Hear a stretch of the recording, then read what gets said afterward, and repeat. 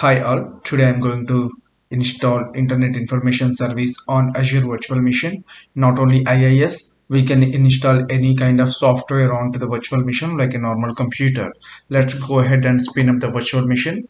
Log into your Azure portal and spin up the virtual machine. Go ahead and spin it up. I don't have any resource group, so I'm creating a new group which is named as a demo and name it as a test VM, your virtual machine, and the region I'm going to deploy it on East US, and the image would be Windows Server 2019 data center, and the size I'm okay with the standard B2S. Go ahead and give a username. So right now I'm giving a username. Please remember the username and password, because whenever you try to connect with the virtual machine, you need to use the same username and password you have given while deploying. Inbound portals at this point of time, I'm not going to allow any other traffic. I just leave it as a default and go to the disk and go to the next virtual networks. It will go ahead and create the new virtual network, which is a demo vnet. Okay, leave it as it is and go next. Yeah, go to the management, leave it as it is, go next, leave it as it is in the advanced tab and go to the tags, and finally go to the review and create. Don't worry, I'm going to explain all of these things later in this course. Okay. uh, it's going to be created under the subscription pay as you go resource group demo, and the virtual machine size. Okay, I'm good with all these configurations, so go ahead and spin up the virtual machine. Let's wait for 5 minutes.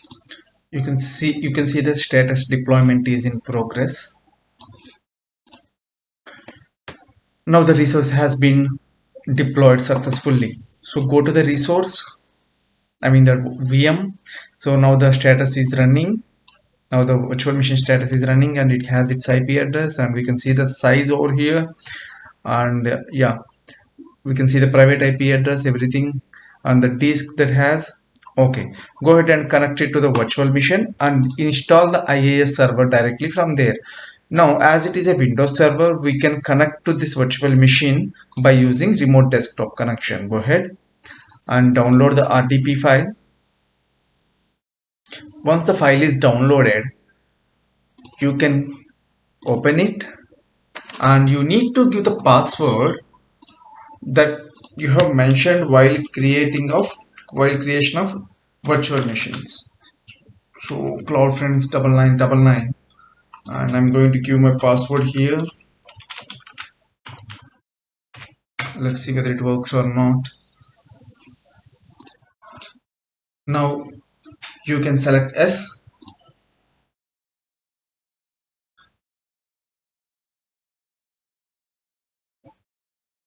Yeah, now the virtual machine is loading. Yeah, now I'm into the virtual machine.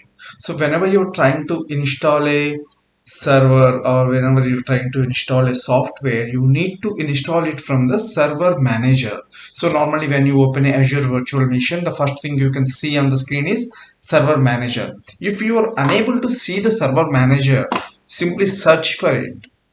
You can go ahead and search for server manager, so it will display you.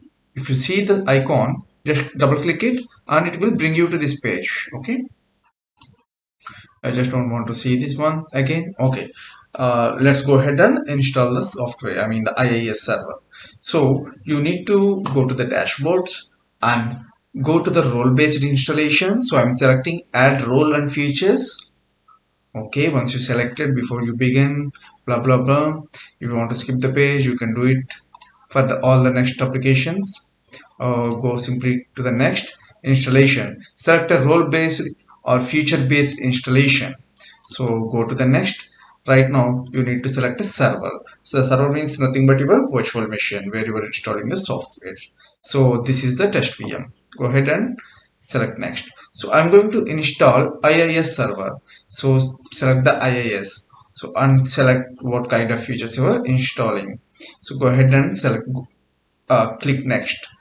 Go ahead and click next. Okay, go to the next. It's simple software installation, nothing more than that. And go ahead and select install. Let's wait for some time and come back once the installation has completed successfully. Now the installation has completed successfully. Go ahead and close it. As this IIS server installed within the VM, so I would like to access it. I would like to access the IIS server from the VM itself. Okay, so normally these web servers are installed in the port 80, so we can access them from the port 80. So as it is installed within the virtual machine, go ahead and search for localhost. You can able to access it. See, I can able to access the web server without any issues from the virtual machine.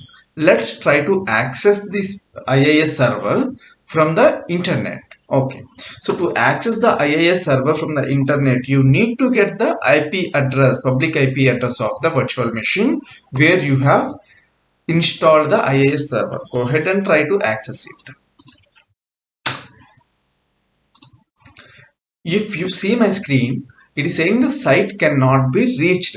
This is because we did not allow the traffic onto the port 80. So in the previous lessons I told you, like whenever we create a virtual machine, an NSG group will be created which acts like a firewall. So it allows the traffic from or into the virtual machine. So to provide permissions onto the port 80, go to the networking section on the left hand side. Here if you see, there is no traffic allowed onto the port 80. So we only allowed the traffic onto the port 3389, which is used for RDP access. So go ahead and add a inbound port rule. Don't worry, I'm going to explain you about NSG rules in the later chapters very clearly. Go ahead and select source type any, source port ranges, leave it as it is, destination, leave it as it is, and destination port range I would like to give access on the port 80 and select the protocol TCP. Action would be allow, leave the priority as it is. If you want to change the port name or no need, it all depends upon you. Go ahead and add this port rule. Now the security rule has been created. Go ahead and refresh it. Okay, so let's see. Yeah, now the port 80 has been allowed. The traffic on the port 80 has been allowed. So go ahead and refresh the public IP address of the virtual machine. See, if you see that I can able to access it now, right? So earlier we did not allow the traffic on port 80. That's the reason we were unable to access the web server. Thank you for watching this video.